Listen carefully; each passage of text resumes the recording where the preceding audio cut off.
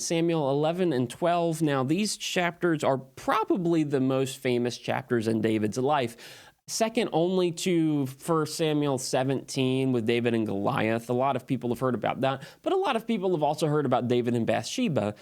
That's in 2 Samuel 11 and 12. And so if you're familiar with that story, you know where this is going. If you're not familiar with that story, well, buckle up, kiddos, because it's going to be fun. Basically, what happens in 2 Samuel 11 is David, after having a bunch of success, a bunch of physical success, a bunch of military success, a bunch of religious success, bringing God back into the country, he's just been successful in all these different ways.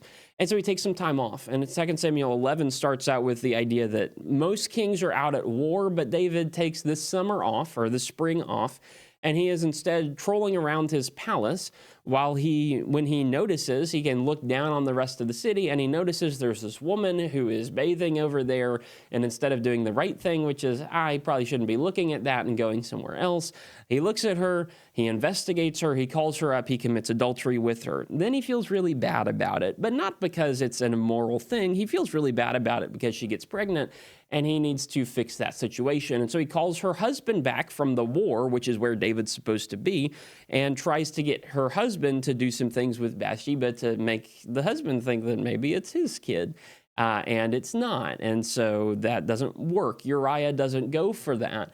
And now David's left in a lurch. He tries to get Uriah drunk. It doesn't work. Ultimately, he just has to kill him. He just has to send him out to the front lines and then tell the front lines to pull back and let that guy get killed.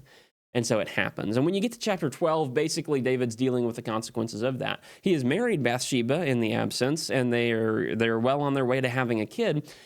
I think they do have a kid. Yeah. And by the time you get to chapter 12, basically David has kind of forgotten maybe that this is all this evil stuff. He's kind of passed over that. He's ignoring that. He's pushing that off, not really taking accountability for it until Nathan the prophet comes up to him. Nathan tells him a story about a rich guy who had a bunch and a poor guy who only had one. And the rich guy who had a bunch just stole the one from the poor guy. And David gets angry about that, of course. That's injustice. That man deserves to die. And Nathan says, yeah, how many wives did you have? And Uriah only had one, and yet you stole her. What was that about?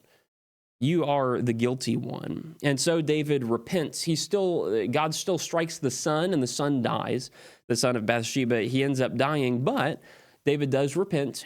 He does get himself right with God. And after all of that, then Solomon is born, and ultimately that's going to be the guy who inherits David's throne.